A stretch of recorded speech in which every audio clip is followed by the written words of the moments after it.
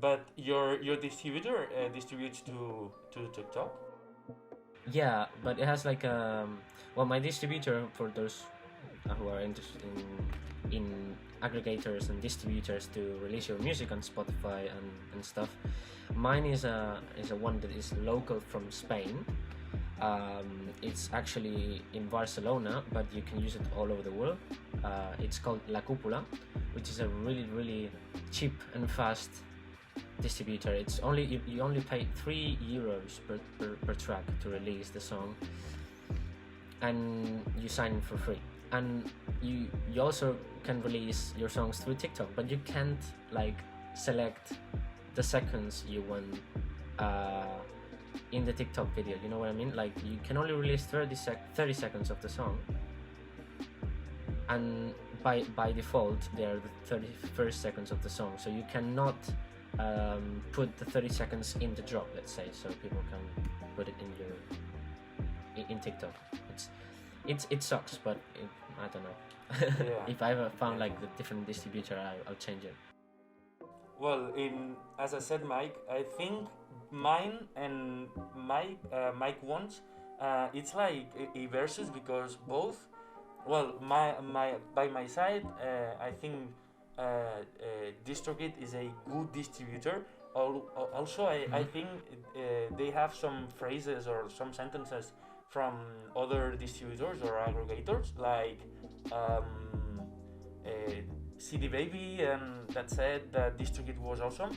But well, Mike told me also was talking to me about his distributor, and you have to really see it because, well, maybe it will be better for you one or the other, but both are pretty okay and pretty good. Yeah, I've been meaning to talk about that in my social media. I was about to release a video on my YouTube channel, but I did not at the end because I was not explaining really well myself. The information was not really well explained, well, because my English was not that good at that moment. But I've been experiencing lots of music distributors for those who are interested as well in music distribution. Be careful. It's all I'm saying. Be careful because some of them take your money away. I'm not meaning about taking your royalties, which is I think that in most of them you have like 90% of the royalties for you. I'm meaning about when you have to pay for it. My first distributor was TuneCore, which is a good distributor, actually has like lots of tools to release music. But when I had to pay, I had to pay $10 for each track I wanted to release.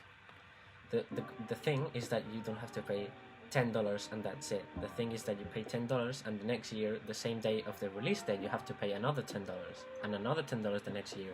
So you have to pay each year. You have to renew your license or renew the release of your track.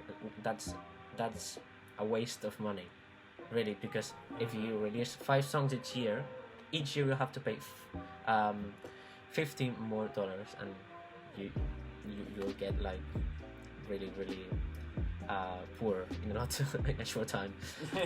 So that's why I changed. I went to DistroKid, and it was good, but La Cúpula was doing more good services for me. But DistroKid is still a good one, and CD Baby is one of the most used as well. But you have to pay more to distribute a release to have the royalties for you. You know, you can pay 10 euros, for example, or $10. You release your song, but you only earn 50% of the royalties. I remember the thing that you did not like about DistroKid, and it's something that, well, actually for me it's not that bad, but I am thinking in changing it, because if you take DistroKid first like payment, that it's the basic one, just musician, it is all perfect, 100% royalties. You can change everything. Also, DistroKid has added a fake number, telephone number option, that you can get a fake telephone number, send it to your your fans, and they can send you messages from that. That's incredible. I didn't know that, and they can do I that. didn't know that either. Apart from that, the problem of the first payment option of DistroKid, that it's just that musician, is that you cannot choose the date the song will be released. The problem is that, for example, Spotify, you release it today and it will be able 3 days later, but maybe iTunes 5. That's not the same point. That's the problem with musician. Then you have Musician Plus that are, I think that it costs a little bit more, then you can select the date. But in the first one, that I think is 20 euros a year for all, you cannot choose that. That's the problem with DistroKid. Yeah, I think so too. Yeah, that's what it took me back. But Musician Plus, I think is good actually. I like a lot the thing about earning royalties in a collaboration, which is you can establish the let's say the earnings by percentages, and it's a thing that, for example, my distributor doesn't have. And talking about another thing, yeah, I had one question for you, if you don't mind me asking. Yeah. What are your favorite synths when you are trying to produce, for example? Talking more into production. Okay. I'm going to tell you.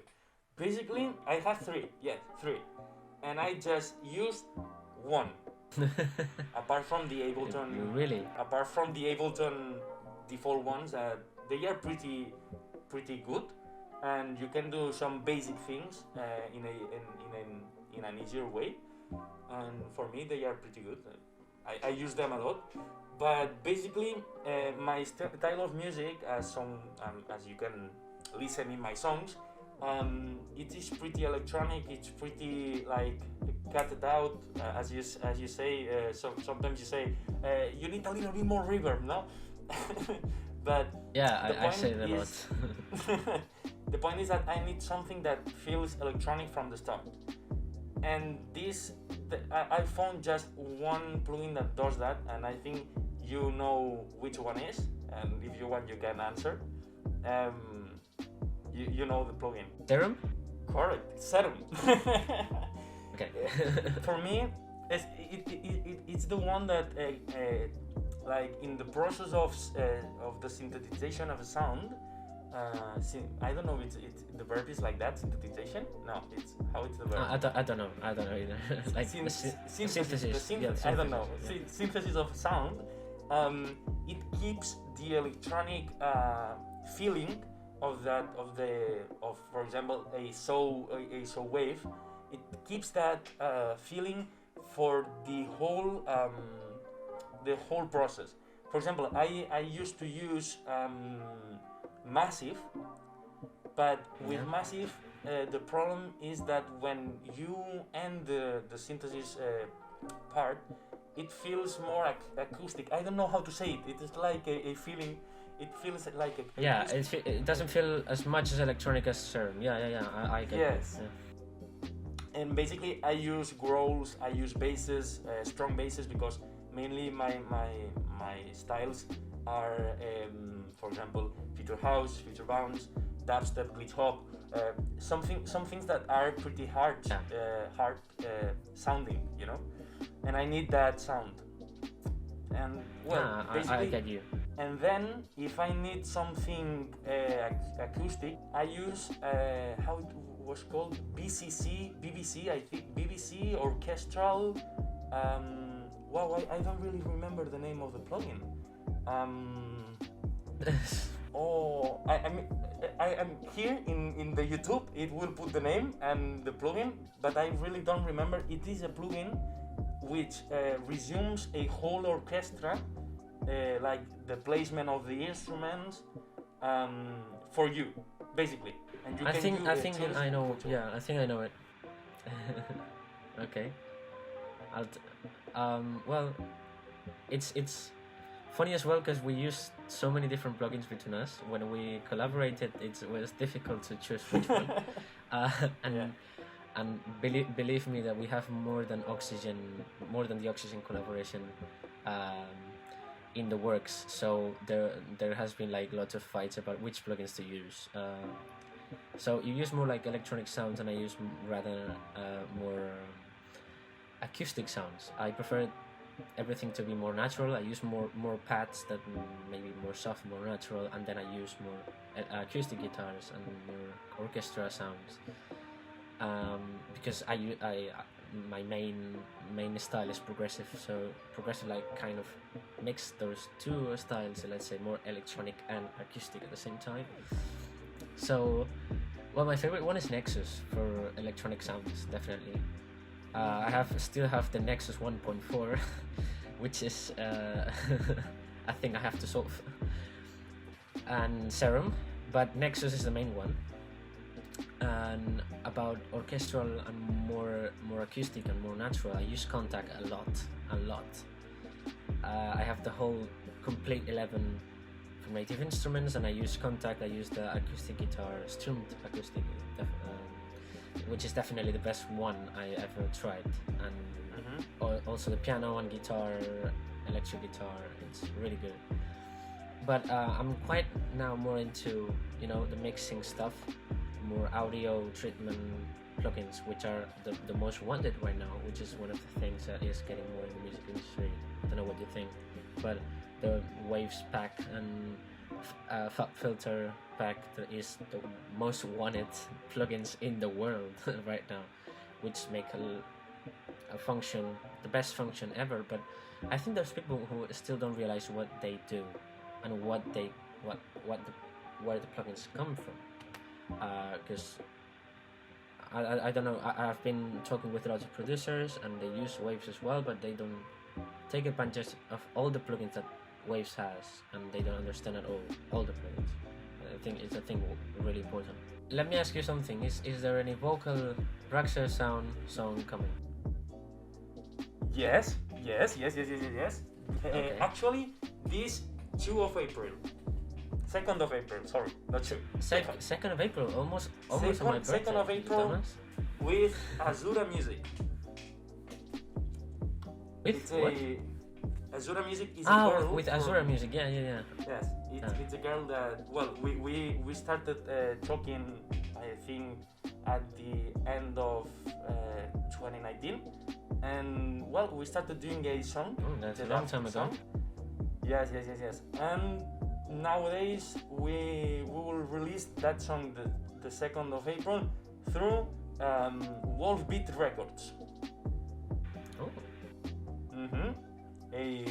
That's a label.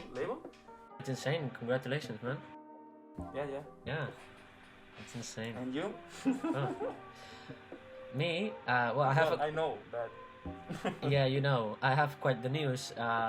I still didn't announce it in my social media. I will definitely. I have the contract in my hands right now, not here, but I mean in my computer. I've been signed to a label for the first time. I've been accepted into a label from the Netherlands, and we're signing my first track with them. It's called Different Feelings. The track, it has my own voice in it. It's more like a electro house, let's say. It's the one I wouldn't categorize it because I don't know which style is it really, but I think the most similar one, or the most closest one, is electro house. Yeah, I still didn't find my own sound yet, or quite defined, but I'm on the way. And this track is we all are. Yeah, the way. This track is interesting because it was for a music project for Microfusion, my old school, and it was wrote in Frisian scale because it was actually for the music classes, and I never thought I would wrote such a unique track or complex harmonic track. It's I think you guys will like it. It's good. I think whenever the festivals come back, I will. It's the first song I will play in my DJ booth. I will be there to promote it in my stories. I don't think so, because even here in the UK we open at June. They say there won't be any social distance by June. No, I think it's more likely that I'll play I will be there in a non-physical meaning. I will be there to promote it in the stories. Ah, okay. Thank you, thank you, man. Yeah. No, I'm quite excited. Yeah. But Mike, one thing. Let me ask you. Yeah. Well, I'm going to ask you two questions, okay? And you can choose one or the other. Can I answer both if I understand? Oh, well, if you want to answer both, you can answer both, but it's like a film. Okay? And we will finish with that question you choose. The first thing is, you want to talk about SLAPHOUSEdemic? Oh my god. Or that point in music production that is the tendency of creating genres for creating genres. For example, I saw lately a video called 30 dubstep subgenres or 30 dubstep genres, and basically there was 5 genres and the other one was the same of others but called differently. I think I will answer both because both answers are really short. Or I don't have anything really huge to talk about, but let's say about the SLAPHOUSEdemic, which is I'm hating it a lot. If I see one more SLAPHOUSE, I will die. It's the problem is here. It's not the style itself; it's the creativity. You know, like most of the SLAPHOUSE songs, if you listen, that maybe in Friday they come out like 30 SLAPHOUSE songs. 10 of them are covers and not really original songs. They are like remakes of I don't know, songs from the 2000s or from the 80s, and that sucks. Which image are we going to show to people who are actually starting that you can actually make music by sampling other things? I mean, I'm not against sampling, but in this case, when you're making a version of an old song, it's not. It doesn't mean making an original song, you know. And I'm really annoyed and really I don't know how to say it. I can't anymore listening to SLAPHOUSE songs that are covers from old songs. If you want to make a SLAPHOUSE, make it original, you know. And then that is the thing that SLAPHOUSE is becoming like a pandemic, which is what you said. It's everywhere. It's fucking everywhere, and it's just a vocal, a chop vocal and a groovy bass. That's it. And the same chop vocal without chop and with pads behind. It's not. It's I think. For example, in 2013-14, Big Room was the main thing in the music industry, but it was like more developed, you know, like it was like a more experimental thing. They had like melodic chords. They have like those big anthem chords and those and that drop that made people jump. That was incredible. But SLAPHOUSE, it's oh my god, it's like the mix between Big Room, let's say, or the festival stuff and the pop stuff. It has become here, no? It has become like the intermediate thing between festival stuff and pop stuff, which it's not bad, but it's not the way to do it, I think. Wow, the answer was long enough. Yes, Wes. I want to remark something that Mike said, that it's basically the thing which makes us think like that. It's basically the creativity. When you take a genre and make you create that genre like thinking that it's the same, it feels the same, like it feels the bass is the same pattern, just there is a like you are covering the creativity to all the listeners, so you think that music it's like also the same, like there's a lot of great SLAPHOUSE tracks, a lot, and they are pretty awesome. But then you, the thing is, they take a old song, they put the main vocal, they pitch it up, and then put the bass pattern. When you have the preset, you just use that bass preset. The same you can pattern change it for a little everything, bit. yeah. and nothing more. Nothing more. Exactly. Like exactly. It feels That's basically the same. The same. Yeah, that's what I meant about big room as well. Yeah. In big room, for example, had like different sounds. You don't always like use the same. For example, tremor is not the same as mammoth. You know, mammoth it's a different kind of synth. As like it doesn't have like you know, like the big chord moment, festival hands up. It has like more like a progressive intro till it comes to the drop. But tremor has like, you know, that big melody thing, but the sound is different, you know. It has variety, and nowadays the big room has like has changed a lot because people are like searching for more effects, more sound, more melodical things, and it's more like elaborated, you know. Before it was like something more simple, you know, more basic. Now it's more like and in the music industry as well, and now whole music industry styles have been changing and being more like not basic as it was before. Now it's more elaborated and technical as well. Yeah. And well, talking about the other question. Yeah. Well, the other topic, maybe it was not just a question. It was more like a topic. Yeah. Yeah. It's something interesting. Let me introduce it.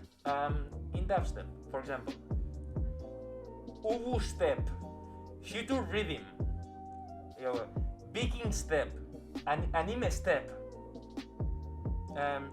Please, picking step is death step. Ubu step is basically dubstep, nothing more.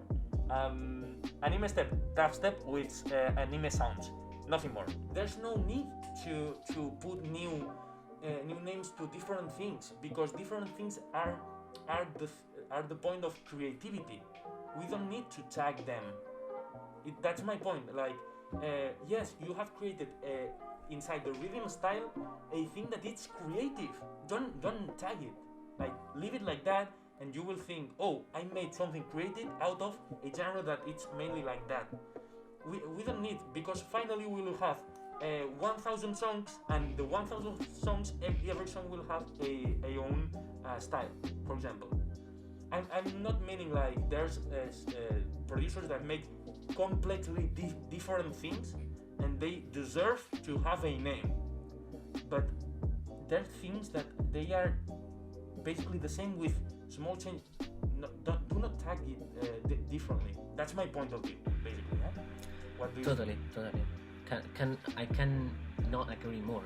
I would say it's a thing I saw in one of the most popular Spanish YouTubers that talk about music production. You I think you know. It's CDC Vlogs. Is Colombian. I think it's from Colombia, right? It's a Colombian YouTuber I think so. That reviews songs. The songs that every Friday come out, and all the topics and dilemmas that happen in the music industry, if Martin Garrix has done that or Calvin Harris has done the other thing, you know. And once he talked about how there now currently in the music industry there's like lots of genres and lots of subgenres. Like, music has been developing so much, people have been experimenting so much, and they have been creating lots of styles that when you listen to a song nowadays, you don't know how to categorize it, because it's really difficult. It's like a mix of bass house with slap house. I don't know, you know. When you listen to music from 2014, you can tell if it's progressive, if it's big room, and there was future bounce as well. Future bounce was starting to be developed back in that day.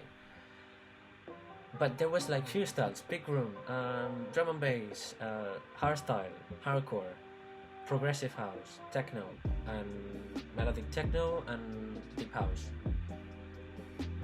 mainly. And now there's like future house, future progressive as well. There has been a style, believe it or not, that is called future progressive.